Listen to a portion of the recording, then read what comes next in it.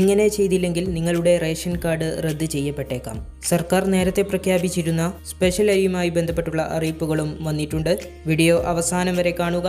ഇതുപോലെ ഇൻഫർമേഷൻസ് എന്നും ലഭിക്കാൻ നിങ്ങൾ ഈ ചാനൽ മറക്കാതെ സബ്സ്ക്രൈബ് ചെയ്യുക. 2 സുപ്രധാനമായ അറിയിപ്പുകളാണ് ഭക്ഷ്യവകുപ്പിന്റെ ഭാഗത്തു നിന്നും എത്തിയിരിക്കുന്നത്. സംസ്ഥാനത്തെ നീല റേഷൻ കാർഡ് ഉടമകൾക്കും വെള്ള റേഷൻ കാർഡ് ഉടമകൾക്കും നൽകാമെന്ന് പറഞ്ഞിരുന്ന സ്പെഷ്യൽ അരിയുടെ വിതരണം ആരംഭിച്ചിരിക്കുന്നു. നീല വെള്ള റേഷൻ കാർഡ് ഉടമകൾക്ക് 15 രൂപ നിരക്കിൽ 10 കിലോ അരിയാണ് ലഭിക്കുന്നത്. 15 രൂപ നിരക്കിൽ 2 കിലോ അരി പുതിയതായി വന്ന ബ്രൗൺ റേഷൻ കാർഡ് ഉടമകൾക്കും ലഭിക്കുന്നതാണ്. പ്രധാനമന്ത്രി ഗരീബ് കല്യാൺ അന്ന യോജന പദ്ധതി പ്രകാരം മഞ്ഞ, പിങ്ക് എന്നീ റേഷൻ കാർഡ് ഉടമകൾക്ക് കാർഡിലെ ഓരോ അംഗത്തിനും 4 കിലോ അരിയും 1 കിലോ ഗോതമ്പും സൗജന്യമായി വിതരണം ഈ മാസം ചെയ്യുന്നുണ്ട്. എന്നാൽ ഇതുപോലെ വെള്ള നീല റേഷൻ കാർഡ് ഉടമകൾക്ക് സൗജന്യമായി അല്ല 10 കിലോ അരി ലഭിക്കുന്നത്. മെയ് മാസത്തെയും ജൂൺ മാസത്തെയും സൗജന്യ ഭക്ഷ്യക്കിറ്റ് വിതരണവും ഇതോടൊപ്പം നടന്നുകൊണ്ടിരിക്കുന്നു. മറ്റൊരു അറിയിപ്പ്, അനർഹമായി കൈവശം വച്ചിരിക്കുന്ന AAY മുൻഗണനാ വിഭാഗത്തിലെ റേഷൻ കാർഡുകൾ ജൂൺ 30-നകം പൊതുവിഭാഗത്തിലേക്ക് മാറ്റണമെന്ന് ജില്ലാ സപ്ലൈസ് ഓഫീസർ അറിയിച്ചിട്ടുണ്ട്.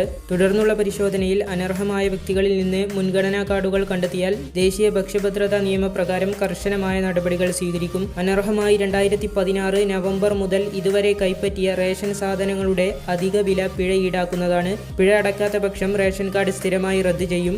സർക്കാർ, അർദ്ധ സർക്കാർ, പൊതുമേഖല, ബാങ്കിംഗ് മേഖലയിൽ ജോലി ചെയ്യുന്നവർ, സർവീസ് പെൻഷൻ വാങ്ങുന്നവർ എന്നിവർ മുൻഗണനാ കാർഡുകൾ കൈവശം വെച്ചിട്ടുണ്ടെങ്കിൽ അവർക്കെതിരെ വകുപ്പുതല നടപടികൾക്കും ശുപാർശ ചെയ്യും. ഇത്തരം കാർഡുകൾ അനർഹമായി കൈവശം വെച്ചിരിക്കുന്നത് ശ്രദ്ധയിൽപ്പെട്ടാൽ പൊതുജനങ്ങൾക്കും അറിയിപ്പ് നൽകാവുന്നതാണ്.